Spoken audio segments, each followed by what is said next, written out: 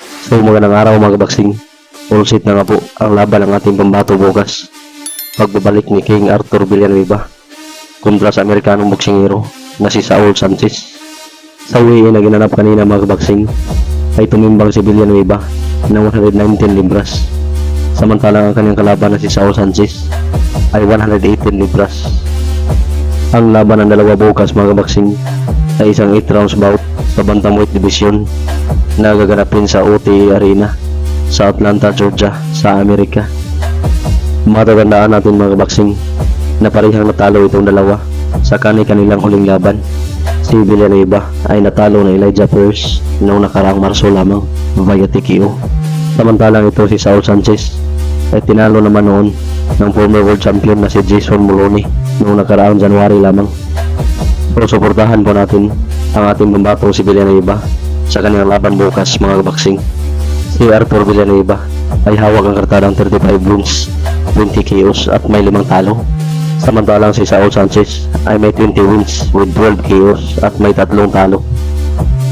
Samantalang lalaban din bukas mga kabaksing para sa kanyang pagbabalik ang former pound for pound king at 4 division world champion na Nicaraguan boxer na si Roman Chocolatito Gonzalez kontra sa Colombian boxer na si Robert Barrera.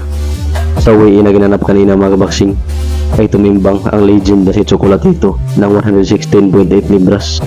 Samantalang si Robert Barrera ay 117 libras.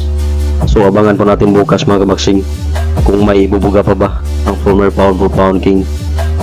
Matatandaan natin mga kabaksing na huling laban pa ni Chocolatito ay noon pang taong 2022 kung saan tinalo siya noon via majority decision ni Juan Francisco Estrada. Samantalang sa bakbaka naman na naganap kagabi mga kabaksing sa San Quin Arena sa Malungon, Sarangani Province kung saan sumabag ang ating former world title challenger na si Jason Mama kontra sa kapwa Pinoy na si Carlo Dimisilio ay matagumpay na nakuha ni Mama mga kabaksing ang bakanting WBF International Super Flyweight title. Ito'y matapos siyang talunin si Dimisilio via unanimous decision sa score ng 3 hurado na 98-92.